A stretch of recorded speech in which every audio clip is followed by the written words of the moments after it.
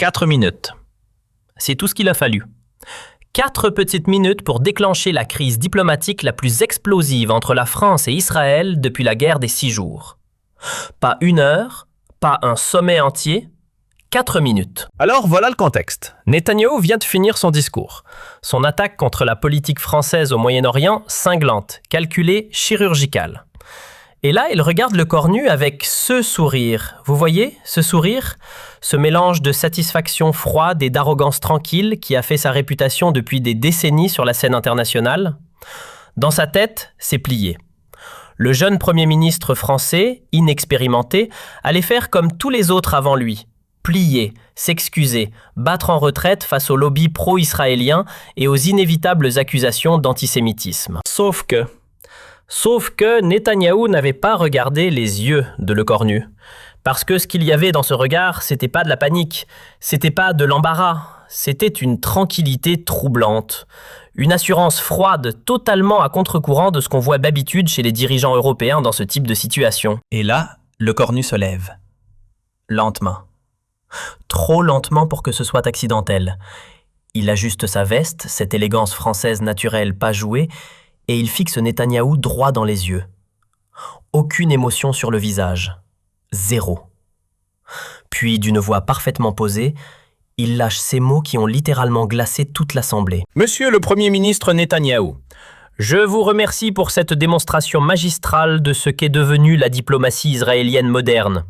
Un mélange toxique d'arrogance historique et de chantage émotionnel. Le silence. Un silence de mort total, instantané. Vous auriez entendu une mouche voler dans cette salle. Et Netanyahou, regardez bien, pour la première fois depuis des décennies, il semblait déstabilisé. Ce n'est pas rien. Cet homme a survécu à des dizaines de crises politiques, des guerres, des procès, des coalitions impossibles. Et là, pour la première fois, il ne savait plus quoi faire de son visage. Le Cornu, lui, imperturbable, il continue comme si de rien n'était. Vous venez de nous offrir un parfait exemple de votre méthode habituelle. Quand on critique vos actions, vous sortez la Shoah. Quand on questionne vos violations du droit international, vous criez à l'antisémitisme. Cette stratégie a peut-être fonctionné pendant des décennies, mais elle ne prend plus aujourd'hui. La salle est électrique. Les délégués se regardent entre eux incrédules. Parce que voilà ce qu'il faut bien comprendre, jamais un dirigeant occidental n'avait osé parler comme ça à un premier ministre israélien devant les Nations Unies. C'est du jamais vu dans l'histoire diplomatique moderne. Et Le Cornu n'a pas fini. Vous nous reprochez notre prétendue amnésie sur la Seconde Guerre mondiale. Permettez-moi alors de vous rafraîchir la mémoire sur quelques faits historiques que vous semblez vous avoir oubliés. Et là, geste théâtral parfaitement calculé, il sort un dossier de sa serviette. Il l'ouvre, lentement, avec une précision chirurgicale. Et il commence à lire. Résolution 242 du Conseil de sécurité de l'ONU, adoptée en 1967, Israël doit se retirer des territoires occupés. Violé depuis 57 ans. Résolution 338-1973. Cessez-le-feu et négociations. Ignoré. Résolution 446-1979. Les colonies sont illégales. Bafoué quotidiennement. Puis il relève la tête, il regarde la salle et il lâche. Dois-je continuer? Car j'ai ici 87 résolutions de l'ONU violées par Israël. 87. Ce chiffre qui tombe dans le silence comme une masse. Netanyahou essaie d'intervenir. Réflexe classique, interrompre, déstabiliser, reprendre la main. Mais Le Cornu l'arrête, d'un geste, un seul geste, ferme, calme, presque condescendant. Je n'ai pas terminé, monsieur le Premier ministre. Voilà, c'est dit. Et dans cette phrase toute simple, il y a quelque chose d'absolument dévastateur.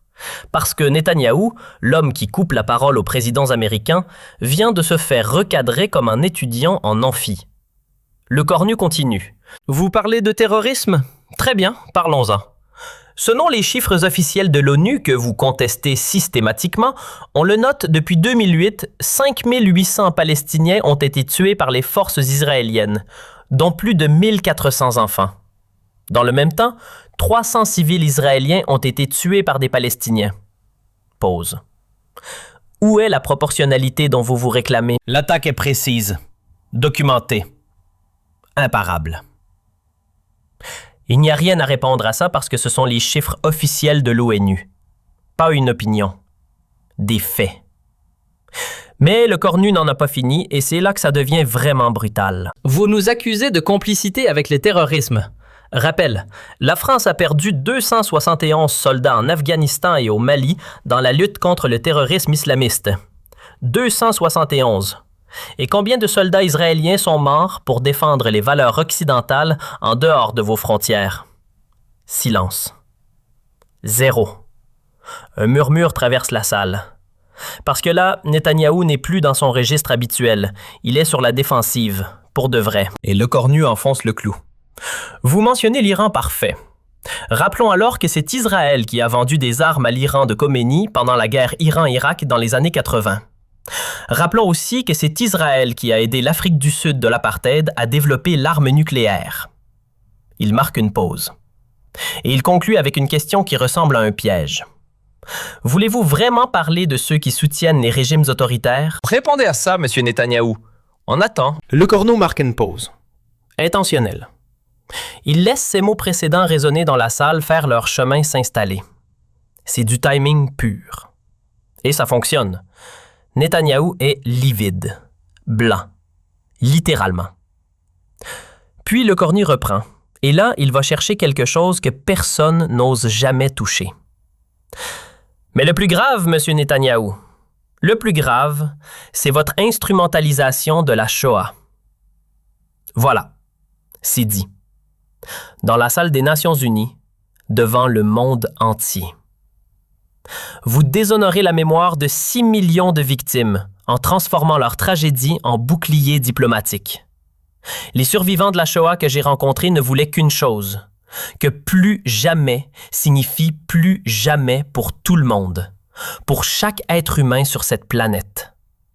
Vous avez transformé leur souffrance en permis de tuer. Coup direct, au cœur de la rhétorique israélienne. C'est dévastateur parce que c'est précisément l'argument que Netanyahou utilise comme armure absolue depuis des années et le cornu vient de le retourner contre lui avec une précision chirurgicale. Mais il continue, sans s'arrêter. Vous nous donnez des leçons de démocratie. Très bien. Parlons de votre démocratie. Votre gouvernement compte dans ses rangs Itamar Ben-Gvir, un homme condamné pour incitation au racisme qui avait accroché dans son salon un portrait de Baruch Goldstein, le massacreur d'Hébron. Votre ministre des Finances, Bezalel Smotrich, a déclaré publiquement qu'il fallait effacer la ville palestinienne de Rouara. Nouvelle pause. Et la question tombe sèche comme un couperet. Est-ce votre démocratie ? Netanyahou essaie de reprendre la parole. Encore, réflexe de survie. Le cornu ne le laisse pas faire, pas cette fois. Et puisque vous évoquez la collaboration française, parlons aussi de la collaboration sioniste. L'accord Ahavara de 1933 entre les nazis et l'organisation sioniste mondiale a permis le transfert de capitaux juifs vers la Palestine en échange de la rupture du boycott anti-allemand. Il laisse ça s'installer une seconde. Puis, vous aussi vous avez négocié avec les nazis quand cela servait vos intérêts. Voilà le retournement total. L'argument historique que Netanyahou brandissait comme une massue vient de lui exploser dans les mains. Coup de maître. Voilà exactement ce que c'était. Retourner l'argument historique contre Netanyahou lui-même avec ses propres faits, sa propre histoire. L'assistance est sidérée. Pas juste surprise, sidérée. Par l'audace, par la précision, par le sang-froid absolu de l'attaque. Et le cornu repart. Mais le plus révélateur, monsieur le Premier ministre, le plus révélateur, c'est votre réaction d'aujourd'hui. Face à nos critiques documentées, factuelles, basées sur le droit international, vous ne répondez que par des attaques personnelles et des chantages émotionnels. Pause. Vous ne contestez aucun de nos chiffres, aucune de nos accusations précises. Pourquoi ? Il laisse la question flotter dans l'air une seconde, puis il répond lui-même, tranquillement, presque avec pitié. Parce que vous ne le pouvez pas. 5 mots. 5 mots qui résument tout. Le cornu s'avance vers le pupitre, Il domine maintenant complètement l'échange, physiquement, rhétoriquement, symboliquement. Ce n'est plus un débat entre égaux, c'est autre chose. La France condamne le terrorisme d'où qu'il vienne, toujours.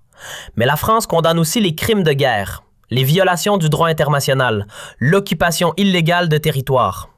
Notre position est simple, cohérente, lisible. Nous défendons le droit international. La vôtre consiste à le violer systématiquement, puis à crier à l'antisémitisme quand on vous le fait remarquer. Derrière Netanyahou, ses conseillers s'agitent. On les voit passer des notes, chuchoter, chercher une sortie. Il n'y en a pas. Mais le cornu n'a toujours pas terminé. Et là, il aborde le sujet. Celui que tout le monde évite depuis des décennies comme si c'était de la nitroglycérine. Vous voulez parler d'antisémitisme? Très bien. Définissons les termes. L'antisémitisme, c'est haïr les Juifs parce qu'ils sont Juifs. Critiquer la politique d'un gouvernement, même israélien, c'est de la démocratie. Ce sont deux choses fondamentalement différentes. Et puis, le coup final de ce passage. Et contrairement à vous, la France fait la différence entre les Juifs et votre gouvernement d'extrême droite. Voilà, c'est dit, clairement, nettement, sans ambiguïté. La distinction que Netanyahou passe sa vie entière à effacer volontairement, le cornu vient de la rétablir, en direct, devant le monde entier. Et puis, le coup de grâce. Le cornu regarde Netanyahou, vraiment, droit dans les yeux, et il dit calmement, presque posément, comme si c'était une évidence, « Vous savez quelle est la différence fondamentale entre nous, monsieur Netanyahou ?» Il laisse la question respirer. 1 seconde, 2 secondes. Quand la France a commis des erreurs historiques, et elle en a commis, elle les a reconnues. Elle a fait repentance. Elle a changé. Vous persistez dans l'erreur, et vous utilisez l'histoire pour la justifier. Encore une pause, puis... C'est pour cela que vous êtes aujourd'hui isolés, y compris parmi vos propres alliés traditionnels. L'Assemblée est sous le choc, total, absolu. Parce que là, ce n'est plus une critique politique, c'est un jugement historique, rendu en direct. Et tout le monde dans cette salle sait que c'est vrai. Le cornu conclut, voix ferme, regard droit. La France continuera à soutenir le droit d'Israël à exister en sécurité. Toujours. Mais elle continuera aussi à condamner vos violations du droit international. Et elle ne se laissera plus jamais intimider par vos accusations d'antisémitisme. Une dernière phrase, celle qui résume tout. L'époque où l'on pouvait faire taire la critique par le chantage émotionnel est révolue. Et il referme son dossier. Ce geste, ce simple geste de refermer un dossier, comme si c'était classé, comme si c'était fini, parce que pour lui, c'était fini. Il regagne sa place sous un silence assourdissant. Pas d'applaudissements, pas de réaction immédiate, juste ce silence énorme, pesant qui dit tout. Et Netanyahou, pour la première fois de sa longue, très longue carrière, il semblait sans voix. Il tenta bien quelques phrases, des balbutiements sur la trahison française, les nouveaux antisémites, mais ces mots sonnaient creux. Terriblement creux. Après ce qu'on venait de voir, il sonnait comme les protestations d'un homme qui a perdu et qui le sait. Sur les réseaux sociaux, L'onde de choc fut immédiate. matter of minutes, les extraits du discours de Lecornu deviennent viraux, partout, simultanément. Lecornu contre Netanyahou en tendance mondiale. 48 heures, non-stop. Le monde venait d'assister à quelque chose qu'il n'avait jamais vu. Et il ne l'oublierait pas. Alors maintenant, les réactions. Parce qu'évidemment, quand quelque chose de ce calibre se produit, le monde entier a une opinion. Et les opinions, elles étaient aussi passionnées que divisées. Commençons par le monde arabe. Parce que là, c'est simple, le cornu est devenu un héros. Du jour au lendemain, littéralement. Des manifestations de soutien spontanées du Maroc à l'Irak. Le président de l'autorité palestinienne déclare que la France vient de retrouver l'honneur de De Gaulle. L'Égypte, la Jordanie, admiration totale pour le courage français. Dans les rues du Caire, de Bagdad, de Casablanca, on parle de Lecornu, d'un dirigeant occidental qui a enfin dit ce que tout le monde pensait. En Europe, c'est plus nuancé, mais globalement positif. L'Allemagne et l'Italie expriment leur compréhension de la position française. Compréhension, c'est le mot diplomatique pour dire « on est d'accord mais on n'ose pas le dire aussi fort ». L'Espagne et la Belgique, elles, vont plus loin. Soutien explicite, direct, assumé. Seuls les Pays-Bas et la République tchèque critiquent la dureté du discours, ce qui, dans le contexte, représente une minorité écrasante. Et puis les États-Unis. Là, c'est le tollé prévisible. Le Congrès vote une résolution condamnant les propos inacceptables du premier ministre français. L'AIPAC, le lobby pro-israélien le plus puissant du monde, lance une campagne de boycott des produits français. La machine habituelle se met en marche.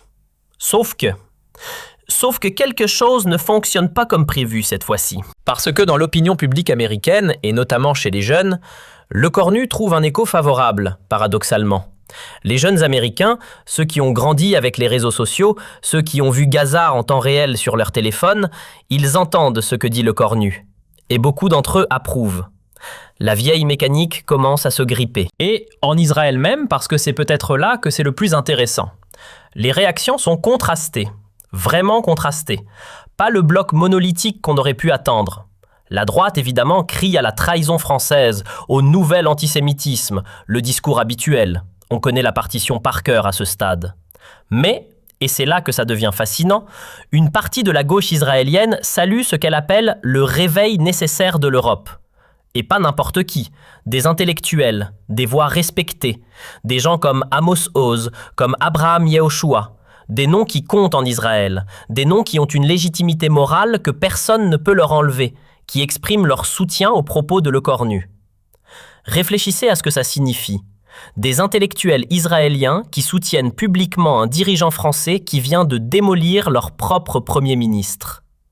C'est la preuve que cette fracture, elle n'est pas entre la France et Israël. Elle est au sein même de la société israélienne.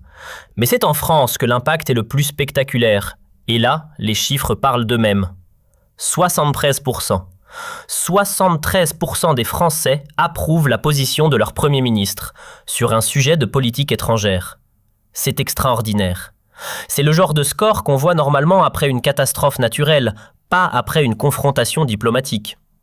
Et Emmanuel Macron, qui était initialement réticent, prudent, en retrait, doit apporter son soutien public à Le Cornu. Il n'a pas le choix. La pression populaire est trop forte. L'homme qui hésitait se retrouve obligé de valider celui qui n'a pas hésité. Les médias français, unanimes. Ce qui en France est en soi un événement rarissime. Le Figaro, journal de droite, titre « Le Cornu a rendu sa fierté à la diplomatie française ». Libération, journal de gauche, écrit « Enfin un dirigeant qui ne se couche pas ». La droite et la gauche, d'accord. Sur la même une, le même jour. Pour la première fois depuis des décennies, la France avait retrouvé quelque chose. Une voix, forte, indépendante, qui n'avait pas peur. 3 jours après. 3 jours. Netanyahou essaie encore de minimiser. Ses équipes de communication travaillent d'arrache-pied pour contrôler le récit, pour relativiser, pour faire comme si ce n'était pas si grave. Communiqué, interview, déclaration, toute la machine est en marche. Ça ne fonctionne pas. Parce que les dégâts, ils sont faits. Irréversiblement. Et voilà ce qu'il faut comprendre pour la première fois de sa carrière. Pas de sa semaine, pas de son mandat, de sa carrière entière. Ses méthodes d'intimidation avaient échoué. Publiquement, devant le monde entier, enregistrées, archivées, vues par des millions de personnes. Pire, et c'est là le point crucial, elle s'était retournée contre lui. L'arme qu'il brandissait depuis des décennies venait de lui exploser dans les mains. Et l'effet domino commence. L'Union européenne, galvanisée par l'exemple français, enfin débloqué, adopte quelques semaines plus tard des sanctions ciblées contre les dirigeants de colonies israéliennes. Des sanctions concrètes, réelles. Pas une déclaration, pas un communiqué, des sanctions. Plusieurs pays européens rappellent leurs ambassadeurs pour consultation.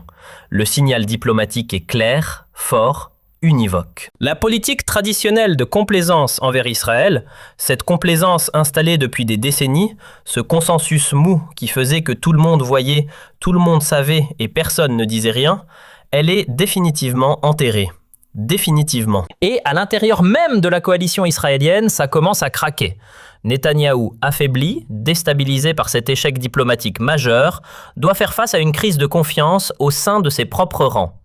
Plusieurs ministres lui reprochent ouvertement d'avoir provoqué inutilement la France, d'avoir compromis les relations avec l'Europe, d'avoir cherché la confrontation et de l'avoir trouvée, mais pas comme prévu. Quand tes propres ministres te disent que tu as merdé, c'est que tu as vraiment merdé. Et Le Cornu dans tout ça? En une nuit, une seule nuit, il devient une figure internationale. Pas une figure régionale, pas une figure européenne, internationale. Les grandes universités américaines se l'arrachent. Harvard, Columbia, Yale, les invitations pleuvent. Tous les médias mondiaux le sollicitent. CNN, BBC, Al Jazeera, le New York Times, tout le monde veut Le Cornu. Parce qu'il incarne quelque chose. Quelque chose que beaucoup attendaient depuis longtemps sans oser y croire. Ce nouveau leadership européen, celui qui ne s'excuse pas, qui ne se couche pas, qui dit la vérité même quand ça dérange. Celui dont beaucoup rêvaient mais que personne ne voyait venir.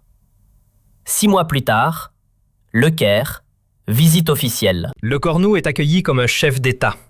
Pas comme un premier ministre en déplacement, comme un chef d'État. Le président égyptien déclare publiquement que la France a retrouvé sa voie historique au Moyen-Orient. Cette phrase, mesurez ce qu'elle signifie. La voie historique. Celle de Gaulle. Celle d'une France indépendante, souveraine, qui parle en son nom propre. Et à Ramallah, des milliers de Palestiniens dans les rues qui scandent « Vive la France !» Des milliers de personnes qui crient « Vive la France !» dans les rues de Ramallah. Prenez le temps d'imaginer cette image. Mais c'est peut-être une autre réaction la plus inattendue, la plus surprenante de toutes, qui résume le mieux l'impact réel de ces 4 minutes. Dans une interview accordée au New York Times, un ancien négociateur israélien proche de la gauche, connaisseur du dossier depuis des décennies, dit ceci. « Le Cornu nous a rendu service. Il nous a rappelé que notre impunité diplomatique touchait à sa fin. Peut-être que maintenant, nous allons enfin être obligés de changer. » Un Israélien qui dit que Le Cornu leur a rendu service. Voilà, c'est ça l'impact réel de ces 4 minutes. Pas juste une victoire française, pas juste une défaite israélienne. Peut-être le début d'un changement que même certains Israéliens appellent de leur vœu. Alors voilà, on arrive à la fin de cette histoire. Enfin, pas vraiment la fin, plutôt le début de quelque chose. Parce que ces 4 minutes aux Nations Unies, elles ont fait bien plus que créer un incident diplomatique, bien plus. Elles ont brisé un tabou vieux de plusieurs décennies, solide comme du béton, que tout le monde croyait intouchable. Et elles ont ouvert la voie à quelque chose de nouveau, une nouvelle ère dans les relations internationales au Moyen-Orient. Une ère où, et retenez bien ça, la violation du droit international ne pourra plus être justifiée par l'invocation systématique de l'histoire. Où brandir la Shoah comme bouclier ne fermera plus automatiquement toutes les bouches. Où le chantage émotionnel ne suffira plus à faire taire la critique légitime. C'est ça le vrai changement. Pas juste une joute verbale entre 2 dirigeants, un changement de paradigme. L'histoire retiendra, et elle retiendra que ce jour-là, dans l'enceinte des Nations Unies, Un jeune premier ministre français de 39 ans avait osé. Oser dire tout haut ce que des millions de personnes pensaient tout bas depuis des années. Des années de silence, de prudence, de calcul diplomatique. Et par son courage, pas par la force, pas par l'argent, pas par les alliances, par le seul courage de dire la vérité, il avait changé le cours de la diplomatie mondiale. 39 ans. Réfléchissez à ça. Et comme le dit le proverbe, ce proverbe qui n'a jamais été aussi vrai qu'en ce moment précis, il suffit parfois d'un homme debout pour faire tomber tous les autres. Un homme debout, dans une salle où tout le monde était assis depuis trop longtemps. Mais attendez. Parce que l'histoire ne s'arrête pas là. Il y a quelque chose que vous ne saviez pas, quelque chose que presque personne ne savait. Derrière cette confrontation spectaculaire, ce moment qui semblait presque improvisé, presque spontané dans sa puissance, se cachait une préparation d'une minutie absolument terrifiante. Revenons en arrière. Quelques semaines avant les Nations Unies, dans les sous-sols de Matignon, pas dans les salles officielles, pas dans les bureaux habituels, dans les sous-sols, Le Cornu organisait des réunions secrètes. Avec une équipe d'experts triés sur le volet, les meilleurs, les plus pointus, ceux qui connaissaient le dossier dans ses moindres détails. Premier, convoqué Denis Bochart, ancien ambassadeur de France en Syrie, une légende vivante de la diplomatie française au Moyen-Orient. Et lors de cette première réunion secrète, Bochart pose les bases de toute la stratégie. Monsieur le Premier ministre, si vous voulez affronter Netanyahou, il faut connaître ses failles. Et sa plus grande faiblesse, sa faiblesse absolue, c'est qu'il ne supporte pas qu'on lui oppose des faits précis et vérifiables. Voilà le fil conducteur. Tout part de là. Ensuite arrive Bertrand Badi, politologue de Sciences Po, référence mondiale en relations internationales. Son analyse est chirurgicale. Netanyahou fonctionne sur l'émotionnel. Il utilise la culpabilité historique comme une arme.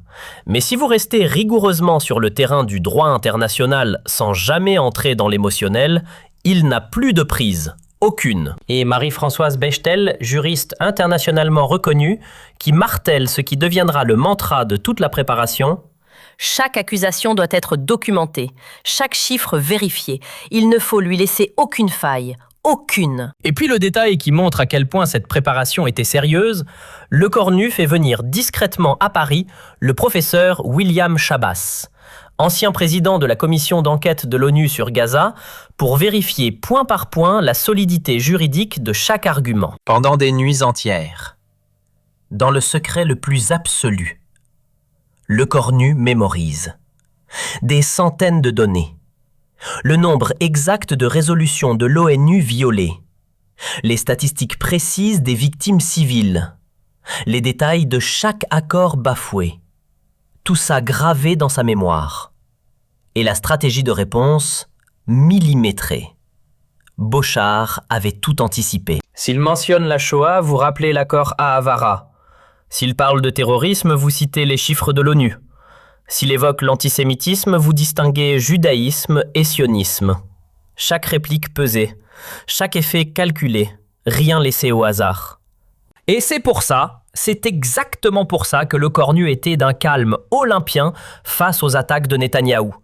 Parce que chaque attaque avait été anticipée, chaque provocation préparée. Quand Netanyahou sortait son arsenal le plus lourd sur la collaboration française, calculé pour déclencher une réaction émotionnelle, pour pousser Lecornu à la défensive, Lecornu ne voyait pas une attaque, il voyait une opportunité, exactement comme prévu. Ce n'était pas de l'improvisation, c'était de la haute précision, De l'horlogerie diplomatique. L'équipe de Lecornu avait des espérances optimistes. Mais ce qui s'est passé ensuite, ça les a dépassées. Toutes. Largement. Parce que dans les chancelleries du monde entier, ces endroits feutrés où les diplomates parlent à voix basse et pèsent chaque mot, ils ne se parlaient plus que d'une chose. Le moment Lecornu. C'est comme ça qu'ils l'appelaient entre eux. Le moment Lecornu. Cette capacité rare, presque unique, à dire non aux pressions sans céder à l'émotionnel. À tenir le terrain factuel sous le feu le plus intense. Même à Washington. Parce que, officiellement, les États-Unis condamnent. La résolution du Congrès, les déclarations du département d'État, tout le discours habituel. Mais en privé, c'est une autre histoire. Un haut fonctionnaire du département d'État, sous couvert d'anonymat évidemment, confie ceci. Il a fait ce qu'aucun de nous n'ose faire. Lisez bien cette phrase. Un diplomate américain qui dit ça d'un dirigeant français. Ce n'est pas anodin, ce n'est pas rien. C'est l'aveu que la position de Lecornu, même ceux qui ne peuvent pas la soutenir publiquement, la reconnaissent comme juste. Et puis l'Allemagne, cas particulièrement intéressant. Parce que l'Allemagne, sur tout ce qui touche à l'Holocauste, marche sur des œufs depuis 1945. C'est structurel, c'est historique. C'est compréhensible. Mais Angela Merkel qui n'est pas connue pour ses déclarations impulsives, qui pèse chaque syllabe, déclare que la France a le droit d'exprimer ses positions dans le respect du droit international. Dans le respect du droit international. Voilà une phrase qui ressemble à une formule bureaucratique anodine. Mais dans ce contexte précis, c'est un soutien à peine voilé à la position française. De la part de la chancelière allemande sur ce sujet, c'est considérable, vraiment considérable. Le monde entier regardait. Et ce qu'il voyait, c'était un homme qui avait dit la vérité. Et la vérité, même ceux qui ne peuvent pas l'admettre publiquement, ils la reconnaissent en privé. Et maintenant, la réaction que personne n'avait vraiment vu venir, celle qui a peut-être le plus surpris tout le monde, y compris l'équipe de Le Cornu elle-même. La communauté juive mondiale. Netanyahou comptait là-dessus. Il en était certain. La communauté juive mondiale allait se dresser comme un seul homme contre Le Cornu. Condamnation unanime, front uni, l'arme ultime. Ça ne s'est pas passé comme ça. Loin d'être unanimement hostile, loin, très loin, une partie significative de la diaspora juive exprime sa compréhension. Sa compréhension, voire son soutien, ouvert à la position française. Et les noms qui parlent, parce que là, ce ne sont pas des anonymes. Bernard-Henri Lévy, figure emblématique de l'intelligentsia juive française. Pas quelqu'un d'être hostile à Israël. Son engagement pro-israélien est documenté depuis des décennies. Et pourtant, il écrit dans Le Point noir sur blanc « Le Cornu a fait la distinction cruciale entre antisémitisme et antisionisme. C'est cette distinction que Netanyahou refuse de faire pour des raisons politiques. Pour des raisons politiques. BHL dit ça, publiquement, dans un grand magazine français. Prenez la mesure de ce moment. Mais ce n'est pas tout. Parce qu'en Israël, même dans le pays, même des intellectuels prennent publiquement la défense de Le Cornu. Amos Oz, prix international de la paix, l'une des voix morales les plus respectées d'Israël, qui déclare que Netanyahou avait cherché la confrontation et l'avait trouvée. Sous-entendu, il l'a cherchée, il l'a méritée. Et Zeev Sternhell, historien israélien de renommée mondiale, spécialiste du fascisme, survivant de la Shoah, qui va encore plus loin, beaucoup plus loin. Le Cornu a dit des vérités que beaucoup d'Israéliens pensent, mais n'osent pas exprimer. Voilà, c'est ça la phrase qui change tout. Des vérités que beaucoup d'Israéliens pensent, mais n'osent pas exprimer. Un historien israélien, survivant de la Shoah, qui valide publiquement ce que Le Cornu a dit devant les Nations Unies.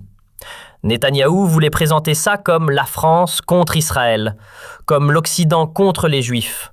Mais ce qu'on voyait en réalité, c'était bien autre chose. C'était une fracture profonde, à l'intérieur même de la société israélienne et de la communauté juive mondiale. Et ça, il ne l'avait pas prévu. Cette fracture visible, publique, documentée au sein même de la société israélienne, elle a fait quelque chose que rien n'avait réussi à faire depuis des années. Elle a affaibli Netanyahou. Vraiment affaibli. Pas juste politiquement, structurellement. Parce que pour la première fois depuis des années, la carte de l'antisémitisme n'avait pas fonctionné. Pas fonctionné du tout.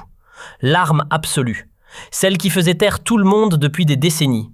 Celle devant laquelle tous les dirigeants occidentaux s'inclinaient automatiquement. Elle avait raté sa cible. Pire. Et c'est le comble. Elle s'était retournée contre lui. En le faisant apparaître non pas comme une victime, non pas comme un défenseur, mais comme un manipulateur. Déconnecté des réalités internationales, c'est l'image qui restait. Et elle ne partait plus. Maintenant, les conséquences concrètes. Parce qu'on ne parle pas que de symboles ici. On parle de géopolitique réelle. Décembre 2025. L'Union européenne galvanisée, débloquée, enfin unie, adopte un train de sanctions contre les colonies israéliennes. Mesures concrètes, réelles, applicables, et le détail qui dit tout. Pour la première fois depuis sa création, l'UE parle d'une seule voix sur le conflit israélo-palestinien. Une seule voix. 27 pays. Sur ce sujet. C'est historique. Et l'Allemagne qui freine toujours, qui hésite toujours, dont l'histoire rend toute position sur ce sujet infiniment complexe, ne s'oppose pas aux mesures proposées par Paris. Elle ne s'oppose pas. Ce silence allemand, ce non-veto allemand vaut tous les discours. Mais le moment le plus stupéfiant, il se passe au Conseil de sécurité de l'ONU. La France présente une résolution condamnant l'expansion des colonies. Et les États-Unis, les alliés historiques d'Israël, ceux qui ont mis leur veto des dizaines de fois sur des résolutions similaires, ceux sur qui Israël comptait absolument, s'abstiennent. S'abstiennent. Pas de veto. Une abstention américaine. Sur une résolution contre les colonies israéliennes. Quelques mois plus tôt, impensable. Totalement impensable. Et pourtant, ce moment-là, cette abstention, c'est peut-être le signe le plus fort que quelque chose avait vraiment, fondamentalement changé dans la diplomatie moyen-orientale. Dans le monde arabe, l'effet est spectaculaire. Pas juste important, spectaculaire. Le Cornu devient une figure de proue, le visage du réveil occidental sur la question palestinienne, celui qui a osé, celui qui a dit ce que personne ne disait. Janvier 2026, Le Caire, visite officielle. Il est accueilli avec les honneurs généralement réservés au chef d'État. Pas au premier ministre en visite au chef d'État. La nuance est énorme dans le protocole diplomatique. Et le président Sisi, qui ne fait pas dans la dentelle sur les compliments, déclare publiquement que la France a retrouvé sa voie historique au Moyen-Orient. Sa voie historique. De Gaulle, la France indépendante, elle est de retour.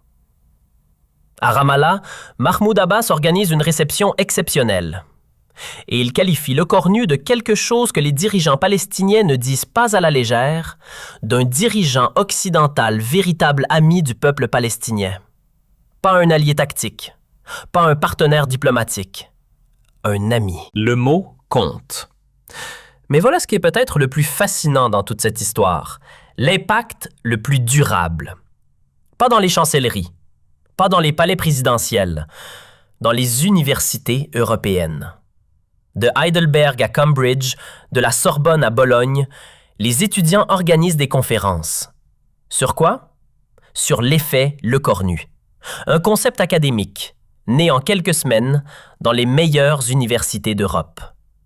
Parce que Le Cornu était devenu quelque chose de plus qu'un dirigeant politique. Il était devenu un symbole.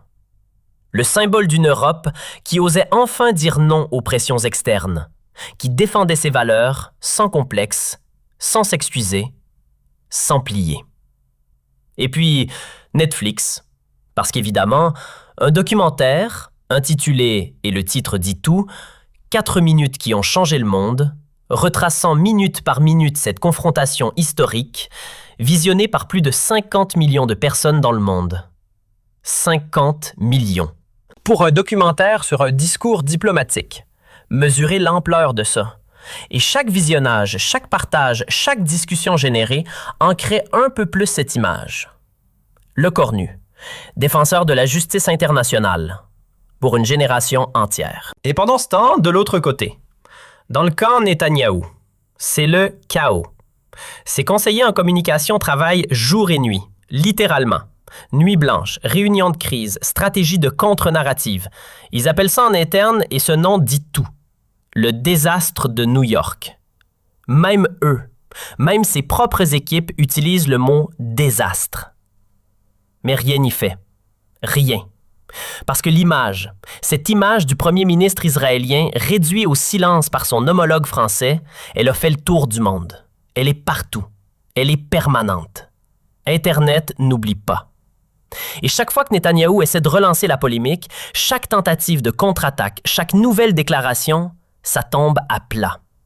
Pire que ça, ça renforce l'impression qu'il est dépassé par les événements, qu'il ne comprend pas ce qui vient de se passer, que le monde a changé et qu'il ne l'a pas vu. Mais le plus révélateur, c'est ce qui se passe dans la presse israélienne elle-même. Haaretz, journal de référence de la gauche israélienne, titre sans détour « Netanyahou humilié par sa propre arrogance ». Sa propre arrogance. Pas par le Cornu, par lui-même. C'est le journal qui dit ça. Yediot Aharonot, journal historiquement proche du Premier ministre, pas un ennemi, pas un opposant, écrit « Un échec diplomatique majeur qui affaiblit Israël ». Pas qui affaiblit Netanyahou, qui affaiblit Israël. Même ses alliés médiatiques retournent la veste. Et au sein de la coalition, ça commence à craquer de partout.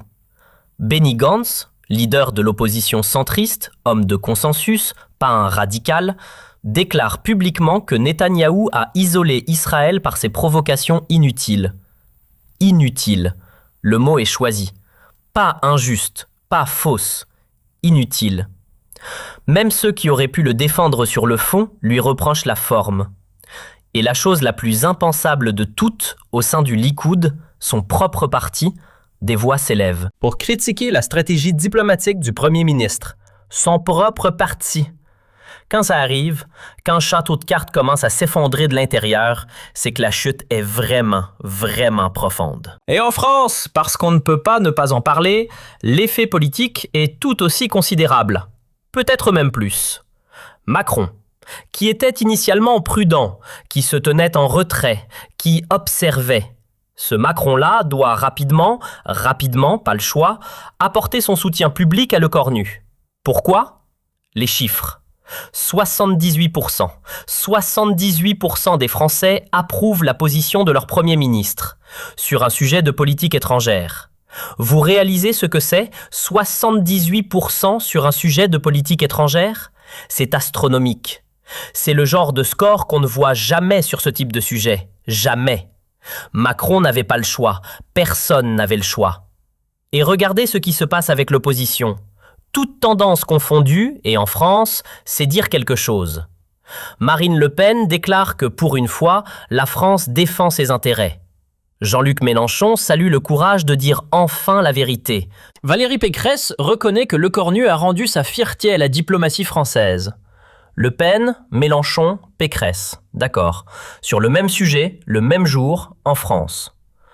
Si vous connaissez un tant soit peu la politique française, vous savez que c'est proprement incroyable. Ces trois-là ne sont jamais d'accord sur rien, jamais.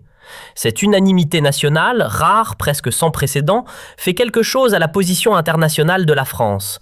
Elle la renforce considérablement. Parce qu'un dirigeant soutenu par 78% de son pays et par toute son opposition politique, ce dirigeant parle fort, très fort, et l'Europe commence à bouger. L'Allemagne et l'Italie alignent leur position sur Paris. Un front européen uni se forme face aux pressions israéliennes et américaines. Pour la première fois depuis des décennies, un dirigeant français parle au nom de l'Europe entière sur un sujet majeur. Pas en son nom propre, au nom de l'Europe. 6 mois plus tard, sommet du G7 en Italie. Et là, le moment symbolique ultime. Joe Biden, qui avait initialement critiqué les déclarations de Lecornu, qui avait pris ses distances, qui avait joué la carte de la solidarité atlantique, finit par reconnaître que la France a le droit de défendre sa vision du droit international. Biden, qui lâche ça. Implicitement, mais clairement. Et l'effet se propage, au-delà du Moyen-Orient, au-delà d'Israël. Le premier ministre espagnol durcit le ton avec le Maroc sur le Sahara occidental. Le chancelier autrichien critique ouvertement la Turquie sur les droits de l'homme. L'Europe, cette Europe qui s'excusait, qui se courbait, qui cherchait le consensus mou à tout prix, semble avoir retrouvé quelque chose. Sa voix, sa colonne vertébrale. Washington s'inquiète. Le département d'État multiplie les consultations, tente de maintenir l'unité occidentale. Mais le mal, si on peut appeler ça un mal, est fait. L'Europe a découvert quelque chose de fondamental. Elle peut dire non aux États-Unis. Et le monde ne s'effondre pas. 1 an après. Assemblée générale de l'ONU, 2026.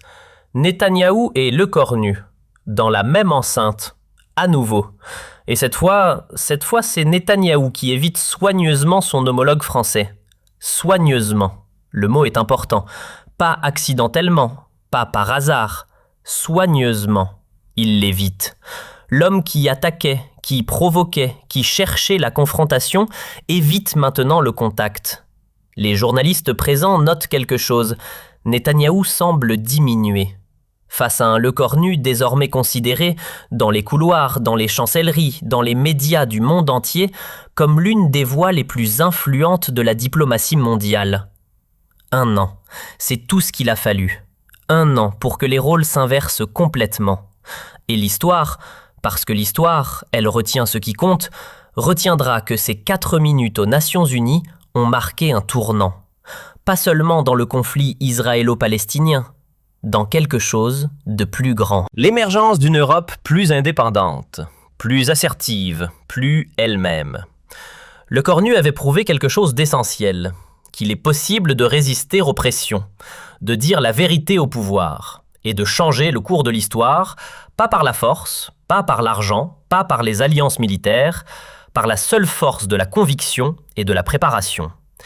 Et le Washington Post, pas Libération, pas Le Monde, le Washington Post, journal américain, dans un éditorial remarqué, écrit ceci. Et je vous lis ça parce que cette phrase résume tout. En 4 minutes, un jeune Premier ministre français a fait ce que des décennies de diplomatie n'avaient pas réussi à accomplir, briser l'omerta occidentale sur les violations israéliennes du droit international. L'omerta, le mot est fort, le silence organisé, le consensus tacite, la règle non écrite que tout le monde respectait. Brisé, en 4 minutes, David contre Goliath. Sauf que cette fois, David n'avait pas de fronde. Il avait des faits, des chiffres, des résolutions et la volonté de les dire à voix haute.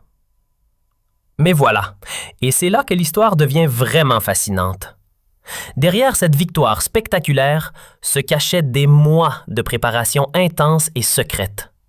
Des mois que très peu de personnes connaissaient. L'histoire vraie de cette confrontation n'avait pas commencé à New York. Elle avait commencé bien avant, dans le bureau feutré de Lecornu à Matignon. Par une froide soirée de septembre. Et ça, c'est l'histoire que la plupart des gens ne connaissent pas encore. Paris s'endort. Il est tard. Les lumières s'éteignent une à une dans la ville. Mais à Matignon, dans le bureau du Premier ministre, une lumière reste allumée. Lecornu est assis, seul. Devant lui, un dossier. Confidentiel. 400 pages. Et le titre de ce dossier, ce titre qui dit tout sur ce qui se préparait, est le suivant. Stratégie rhétorique et faiblesse argumentative de Benjamin Netanyahou. 400 pages. Sur un seul homme. Sur sa façon de parler, de manipuler, d'attaquer, de se défendre. Décortiquer, analyser, disséquer. Ce document, fruit de semaines de travail acharné d'une équipe d'experts triés sur le volet, passait en revue méthodiquement chaque discours, chaque intervention, chaque tactique de Netanyahou depuis son arrivée au pouvoir. Et l'analyse était d'une précision qui donne le vertige. Les schémas de manipulation émotionnelle répertoriés. L'utilisation systématique de la culpabilité historique analysée. La technique de retournement d'accusation déconstruite. Le mécanisme de victimisation instrumentalisé exposé dans ses moindres détails. Tout, absolument tout, était là.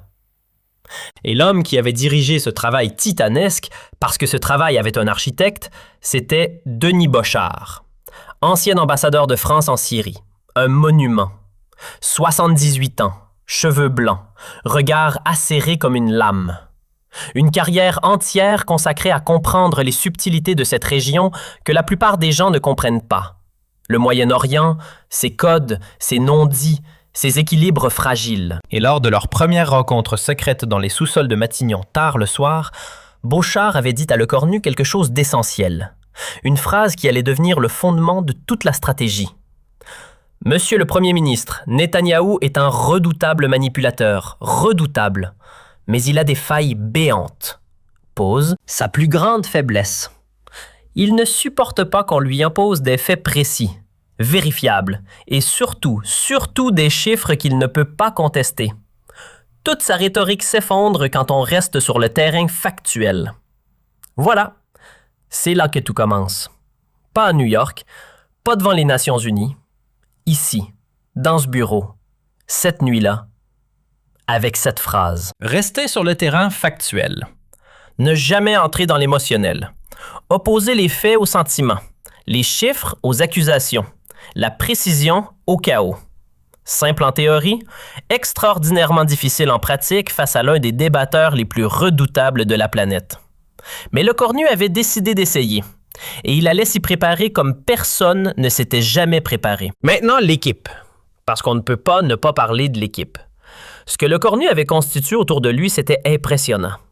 Pas juste par les noms, par la compétence, par la diversité des expertises. Chaque personne apportait quelque chose que les autres n'avaient pas.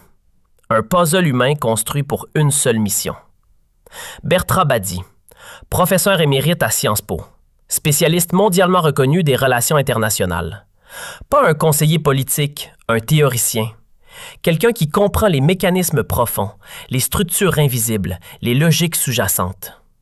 Et son analyse de Netanyahou, elle est d'une clarté absolue. Netanyahou fonctionne sur l'émotionnel, sur le chantage affectif. Il transforme systématiquement tout débat politique en débat moral, toute critique factuelle en accusation personnelle. Pause.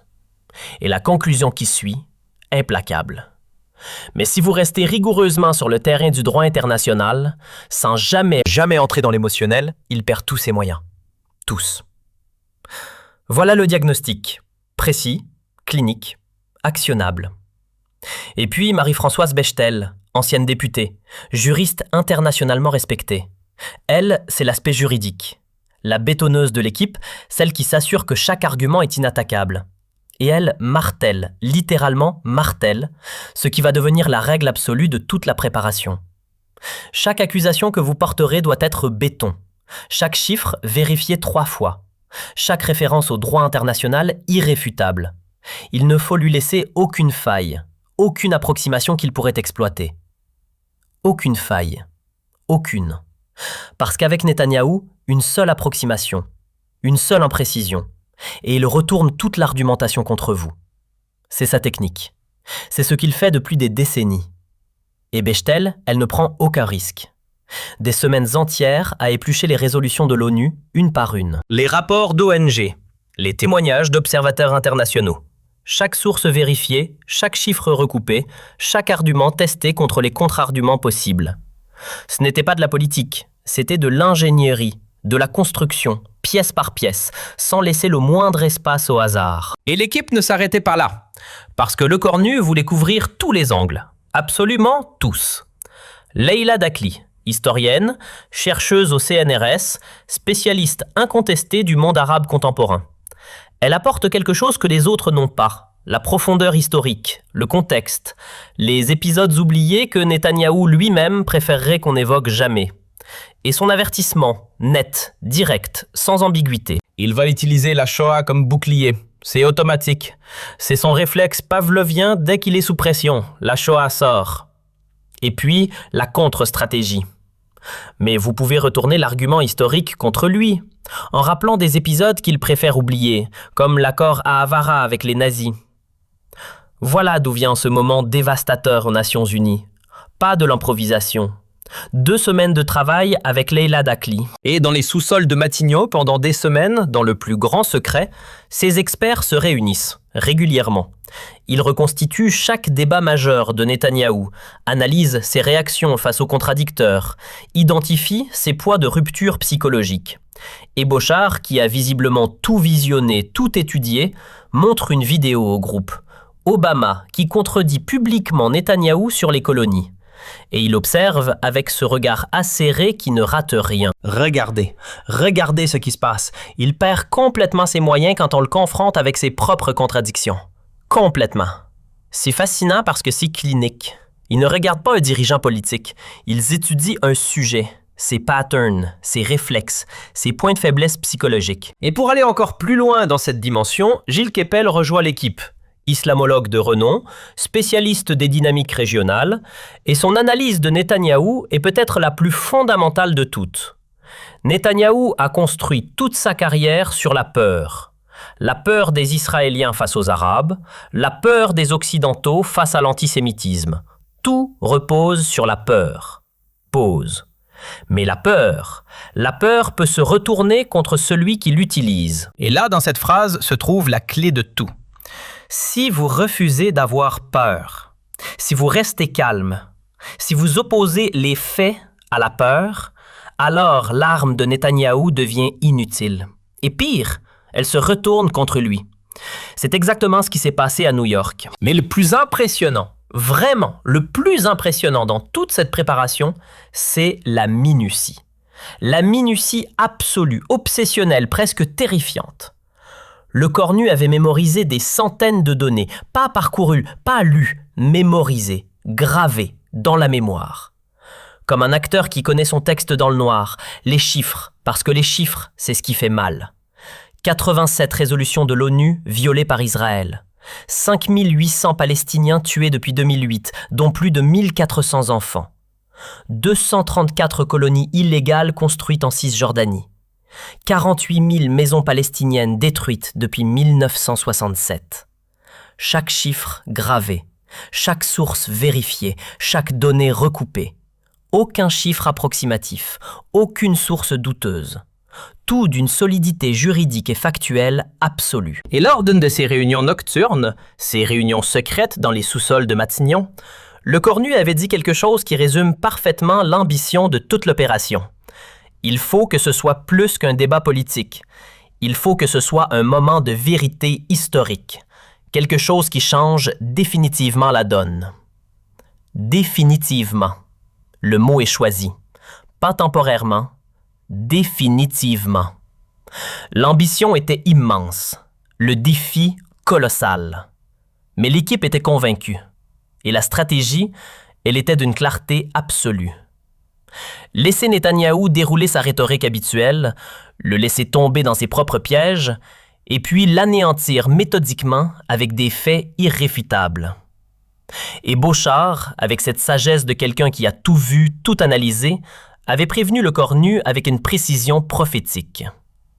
Il va vous attaquer sur l'histoire, vous culpabiliser sur la Shoah, vous accuser d'antisémitisme. Pause. Laissez-le faire. Plus il en fera, plus sa chute sera spectaculaire. Laissez-le creuser sa propre tombe. Voilà la stratégie. Et pour tester tout ça, parce que la théorie sans pratique ne vaut rien, le Cornu organise des simulations. Ses propres conseillers jouent le rôle de Netanyahou, avec ses arguments les plus vicieux, ses attaques les plus personnelles, sans retenue. Un conseiller crie et on entend presque la voix de Netanyahou dans cette salle. « Monsieur le Premier ministre, vous représentez un pays qui a livré ses Juifs aux nazis. La France collaborationniste ose donner des leçons à Israël. » Et le Cornu, comment il répond? Calmement, méthodiquement, imperturbablement. Pas de réaction émotionnelle, pas de défensive. Juste la contre-attaque factuelle, précise, documentée. Simulation après simulation, il s'améliore, affine, peaufine. Chaque réponse devient plus précise, chaque contre-attaque plus efficace. Et l'entraînement va même plus loin. Un coach en communication, parce que dans ce genre de confrontation, le corps parle autant que les mots. Travaille avec le Cornu sur sa gestuelle, sa respiration, sa diction, ce calme physique visible qui contrastera si violemment avec l'agressivité de Netanyahou. Ce n'était pas de la politique, c'était de la préparation olympique. Et le coach en communication, ce spécialiste qui avait tout vu, tout travaillé avec le Cornu, résumait l'enjeu en une phrase. Face aux caméras du monde entier, chaque détail compte. Votre calme doit contraster avec son agressivité, votre sérénité avec sa colère. Chaque détail, pas seulement les mots, la posture, le regard, la respiration, la façon de tenir ses mains, la vitesse à laquelle on tourne la tête, tout. 3 jours avant le départ pour New York, 3 jours. Le Cornu organise une dernière répétition générale. Et là, ils ne font pas les choses à moitié. La grande salle des fêtes de Matignon transformée, entièrement, en réplique de l'Assemblée générale de l'ONU. Les chaises disposées dans le même ordre, l'espace reproduit, l'atmosphère recréée. Parce que le cerveau humain performe mieux dans un environnement qu'il reconnaît. Et le Cornu devait reconnaître cette salle avant même d'y entrer. Et pour cette dernière simulation, la plus importante de toutes, Beauchard décide de jouer lui-même le rôle de Netanyahou. Pas un conseiller junior. Lui. 78 ans d'expérience diplomatique au service d'une seule performance. Il utilise tout ce qu'il sait sur Netanyahou, les intonations, les tactiques, la véhémence, le mépris calculé. Et il attaque. Monsieur le Cornu, votre gouvernement soutient les terroristes du Hamas. La France antisémite reprend du service. la pièce se fige. Tout le monde regarde Cornu. Et le Cornu, avec une froideur glaciale, sans une seconde d'hésitation, répond. Monsieur l'ambassadeur, je note que vous préférez l'accusation personnelle au débat factuel. C'est révélateur de la faiblesse de votre position. Silence. Beauchard, cet homme qui en a vu d'autres, qui ne sourit pas facilement, sourit. Et il dit simplement « Parfait, vous êtes prêts ?» 3 mots, qui valent tous les discours. Qui signifie « On a fait tout ce qu'on pouvait faire. La suite appartient à l'histoire. Le voyage vers New York. Dans la plus grande discrétion.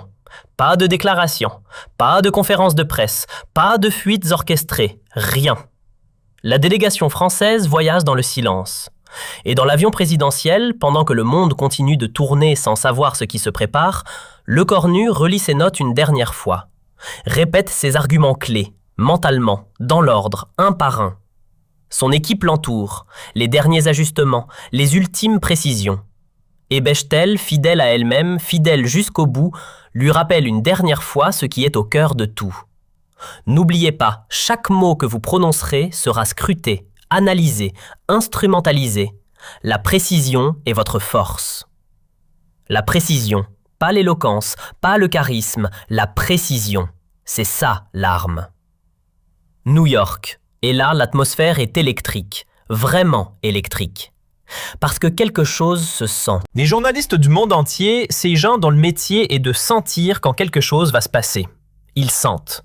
Un événement majeur se prépare. Ils ne savent pas exactement quoi, mais ils sentent. Dans les couloirs de l'hôtel où séjourne la délégation française, les téléphones crépitent. Les correspondants diplomatiques s'échangent leurs dernières informations, leurs analyses, leurs prédictions. L'effervescence des grands moments, cette tension particulière qui précède l'histoire. Et de l'autre côté, dans le camp Netanyahou, c'est la confiance, totale. Ses conseillers rapportent qu'il est en pleine forme, prêt, et en privé entre eux, ils attellent ce qui va se passer la remise à niveau du jeune Premier ministre français. La remise à niveau du jeune Premier ministre français. Savourez l'ironie de cette phrase. Quelques heures plus tard, ce sera Netanyahou lui-même qui aura besoin d'être remis à niveau, sur les faits, sur l'histoire. Sur le droit international. Mais il ne le sait pas encore. Et c'est peut-être ça le détail le plus fascinant de toute cette histoire. Le chasseur qui ne sait pas qu'il est devenu la proie. Pendant ce temps, de l'autre côté, l'équipe israélienne, elle aussi avait préparé sa stratégie. Et cette stratégie, elle était rodée, éprouvée, testée depuis des décennies. Attaquer d'emblée sur l'histoire, utiliser massivement la culpabilité de la Shoah, contraindre l'adversaire européen à la défensive dès les premières secondes. C'était la tactique, celle qui avait fonctionné avec tous les dirigeants européens, depuis des décennies, sans exception. Sauf que, cette fois, Netanyahou allait découvrir qu'il avait en face de lui quelque chose qu'il n'avait jamais rencontré. Un adversaire d'un genre nouveau. Un homme qui avait étudié ses méthodes, anticipé ses coups, préparé ses ripostes, point par point, semaine après semaine dans les sous-sols de Matignon. Un homme qui n'avait pas peur de dire la vérité, même quand cette vérité dérangeait, même quand cette vérité allait créer une crise diplomatique majeure. Le matin de la confrontation, l'aube. Lecornu se lève tôt. Dans sa suite du Plaza Hotel Pas encore New York qui s'agite, pas encore les journalistes, pas encore la pression, juste lui, ses notes et le silence du matin. Il relit une dernière fois le résumé de sa stratégie. 3 principes, 3 seulement. Rester calme, opposer les faits aux émotions, retourner chaque accusation avec des preuves irréfutables. Simple, brutal, efficace. 7 heures du matin.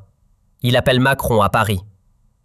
Et cette conversation entre les deux hommes, quelques heures avant le moment, elle dit tout sur ce qui allait se passer. Macron dit « Sébastien, je vous fais confiance, mais attention aux conséquences. Ce que vous allez dire aujourd'hui peut changer beaucoup de choses. » Et Lecornu, sans hésiter, sans une seconde de doute, répond « C'est exactement le but, Monsieur le Président. » C'est exactement le but. Voilà. Dans cette réponse, dans ces 6 mots, se trouve tout ce qu'il faut savoir sur l'état d'esprit de Lecornu ce matin-là. Pas d'inquiétude, pas d'hésitation, pas de retour en arrière possible. Juste la certitude tranquille de quelqu'un qui sait exactement ce qu'il va faire et pourquoi. Le chasseur était prêt, et la proie ne le savait pas encore. Les Nations Unies. Lecornu entre dans la salle. Et immédiatement, il sent quelque chose. Cette attention particulière, celle des grands moments. Les délégations qui s'observent entre elles, les journalistes qui mitraillent dans tous les sens, les diplomates qui chuchotent, tout le monde qui regarde, tout le monde qui attend. Dans la grande salle de l'Assemblée générale, cette salle qui a vu tellement d'histoires, l'atmosphère est comparable à celle d'un grand procès. Pas d'une conférence diplomatique ordinaire, d'un procès. Avec ses tensions, ses non-dits, cette certitude collective que quelque chose d'important va se produire. Tout le monde le sait. Personne ne sait exactement quoi, mais tout le monde le sait. Et puis Netanyahou prend la parole. Le cornu l'écoute, avec une attention extrême, chirurgicale. Et dans sa tête, pendant que Netanyahou parle, pendant qu'il déroule son discours, le cornu coche, mentalement. Chaque argument prévisible, chaque tactique attendue, case par case, exactement comme prévu. Et à un moment dans la tête de Le Cornu, une pensée, claire, presque amusée. Il suit le script à la lettre, exactement comme nous l'avions prévu. La culpabilisation sur la Shoah, cochée. L'accusation d'antisémitisme, cochée. L'attaque sur la collaboration française, cochée. Tout y est. Absolument tout. Netanyahou vient de tomber dans chacun des pièges que l'équipe française avait identifiés, un par un, sans en manquer un seul. C'est presque trop facile. Et puis vient le moment, ce moment. Ces 4 minutes qui allaient changer l'histoire. Le cornu se lève, avec cette sérénité particulière, celle de quelqu'un qui sait exactement ce qu'il va dire, exactement comment il va le dire, et exactement quel effet ça va produire. Pas d'improvisation, pas d'incertitude, juste la sérénité de la préparation absolue. Face à lui, Netanyahou, qui sourit encore, qui est convaincu d'avoir déjà gagné, Qui regarde ce jeune premier ministre français se lever en pensant encore un qui va plier. Il ne sait pas. Il ne sait pas qu'en prononçant ses discours, en sortant chacune de ses armes rhétoriques usées, il vient de déclencher sa propre destruction. Le piège s'était refermé. Et la proie ne l'avait pas vu venir. Parce que, voilà ce qu'il faut comprendre. Derrière chaque mot prononcé par Le Cornu ce jour-là, chaque mot, chaque pause, chaque regard, il y avait des mois de préparation, des centaines d'heures de travail, une stratégie millimétrée, construite pièce par pièce dans les sous-sols de Matignon. Ce n'était pas de l'improvisation, ce n'était pas du talent brut, c'était de la haute précision diplomatique, une démonstration magistrale, historique, de ce que peut accomplir l'intelligence collective quand elle se met au service d'une cause juste. Et le moment où tout a basculé, définitivement, irréversiblement, c'est quand Le Cornu a commencé à égrener les résolutions de l'ONU, une par une, avec ses chiffres, ses dates, ses faits impossibles à contester.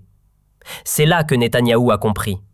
Dans ses yeux, si on regarde bien les images, on voit le moment exact, le moment où il réalise qu'il est tombé dans un piège, que ce n'était pas ce qu'il pensait. Que le jeune premier ministre français n'était pas venu pour plier.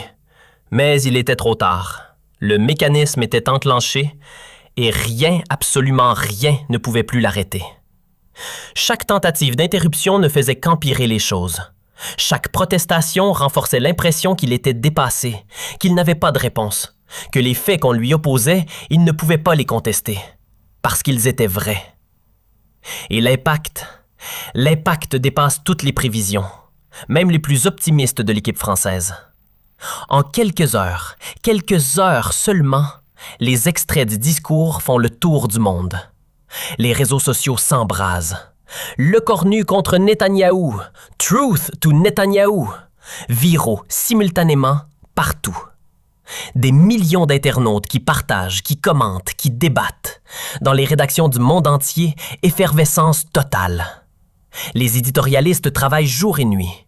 Et les titres, ces titres qui disent tout. Le New York Times, Un moment historique, The Guardian. La France brise le tabou. La Repubblica qui résume tout en 4 mots. Netanyahou, KO debout. KO debout. Il est encore là. Mais tout le monde sait qu'il a perdu. Et dans le monde arabe, là, c'est autre chose. Complètement autre chose. Du Maroc à l'Irak, de l'Égypte au Liban, des millions de personnes qui découvrent pour la première fois de leur vie peut-être qu'un dirigeant occidental peut tenir tête à Israël. Sans complexe, sans s'excuser, sans reculer. Al Jazeera diffuse l'intégralité du discours en boucle, 48 heures, non-stop. Et dans les cafés, ces cafés de Casablanca, du Caire, de Beyrouth, où les hommes regardent la télévision ensemble, débattent, commentent, on ne parle plus que d'une chose, le miracle français. Et les réactions officielles, parce que quand l'histoire se fait, les dirigeants du monde doivent se positionner, furent à la hauteur de l'événement. Le monde arabe d'abord. Mahmoud Abbas, président de l'autorité palestinienne, homme qui a vu des décennies de promesses non tenues, de soutiens occidentaux qui se défilent, de discours sans actes, déclare que la France a retrouvé l'esprit du général de Gaulle.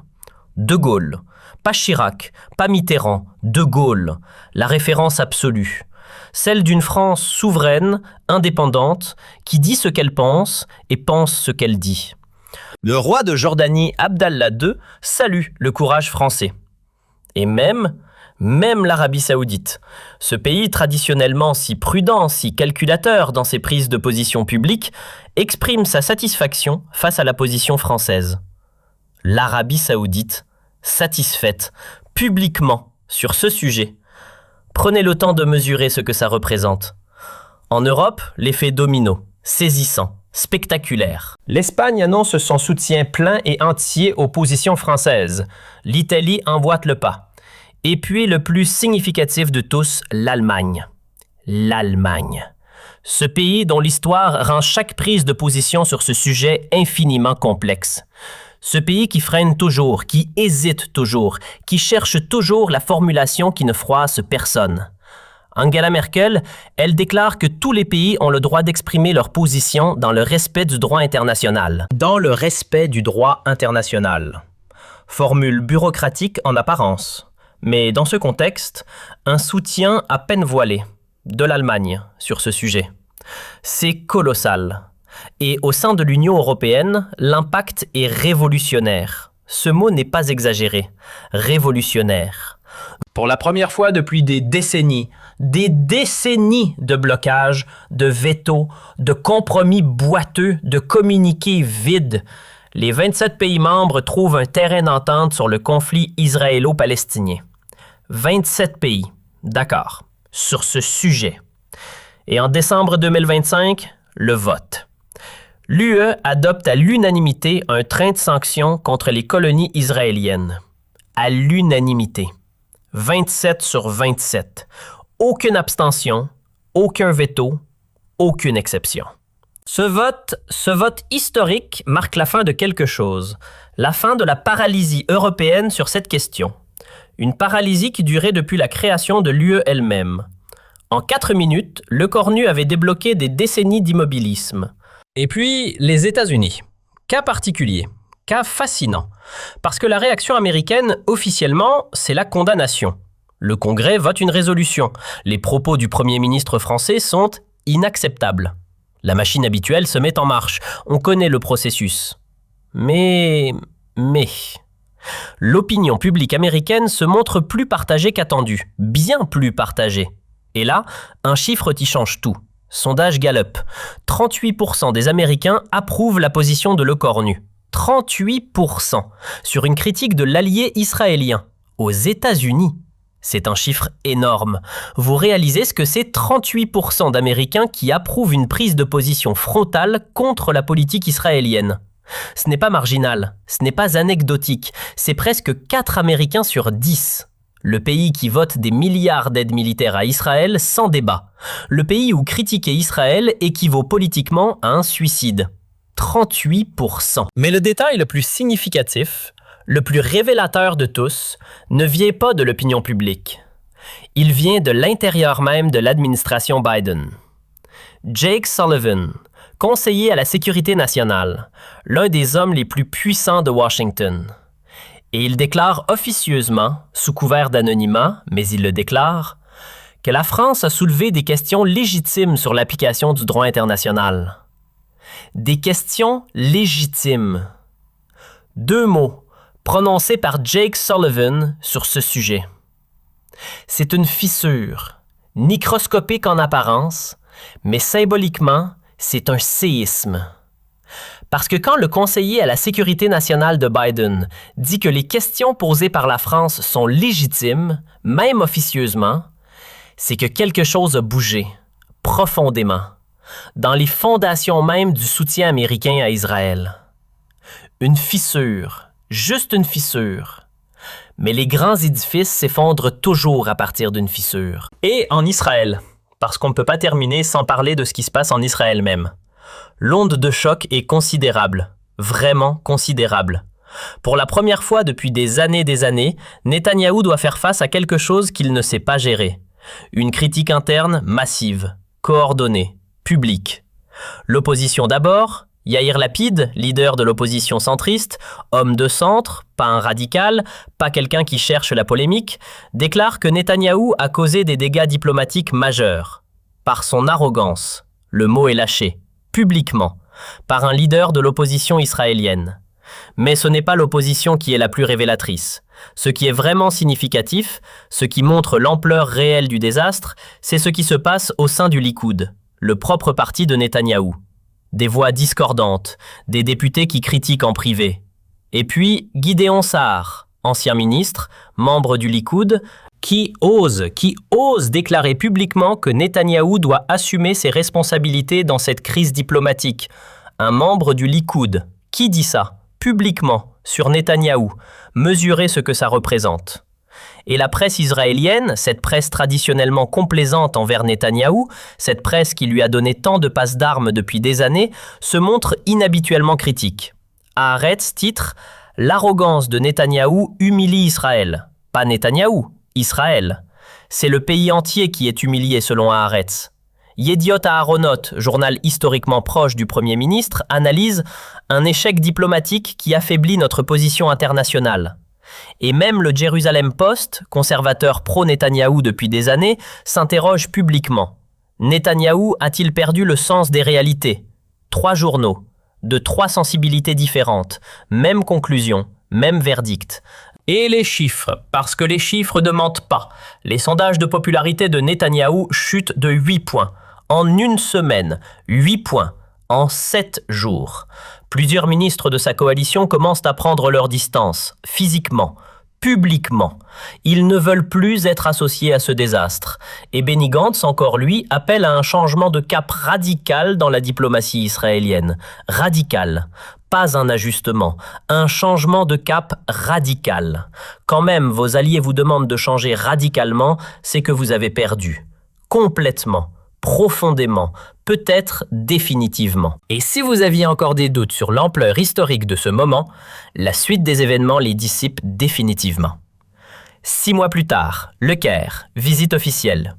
Le Cornu arrive en Égypte. Et ce qui se passe réellement dans les rues, dans les palais, dans les médias égyptiens, confirme tout. Le président Sisi organise une cérémonie exceptionnelle. Pas un accueil diplomatique standard, une cérémonie exceptionnelle. Et il déclare publiquement, officiellement devant les caméras, que la France a retrouvé sa voie historique au Moyen-Orient. Sa voie historique, celle qu'on attendait depuis des décennies, celle de De Gaulle, celle d'une France qui parle vrai. Et dans les rues, des milliers d'Égyptiens qui manifestent leur soutien, spontanément, avec des drapeaux tricolores, bleu, blanc, rouge, brandis dans les rues du Caire, des drapeaux français. Dans les rues du Caire, portés par des Égyptiens. Prenez le temps de visualiser cette image. Et puis Ramallah. Et là, c'est encore plus spectaculaire, encore plus fort, encore plus chargé d'émotions. Mahmoud Abbas organise une parade en l'honneur de Le Cornu. Une parade, avec un titre, celui que les Palestiniens lui donnent ce jour-là, qui dit tout sur ce que représente ce moment pour eux, libérateur de la parole palestinienne. Libérateur de la parole, pas libérateur d'un territoire, pas sauveur politique. Libérateur de la parole. Celui qui a dit ce qu'il n'arrivait pas à faire entendre depuis des années. Et dans les rues de Ramallah, des dizaines de milliers de Palestiniens qui scandent « Vive la France !» Des dizaines de milliers. Vive la France dans les rues de Ramallah. C'est la première fois depuis des décennies qu'un dirigeant occidental reçoit un tel accueil dans les territoires palestiniens. La première fois en des décennies. 4 minutes, c'est tout ce qu'il avait fallu pour changer ça. Mais l'impact ne s'arrête pas à la politique, pas à la diplomatie, pas au sondage et au vote au Conseil de sécurité. Il y a un impact culturel, et il est tout aussi remarquable.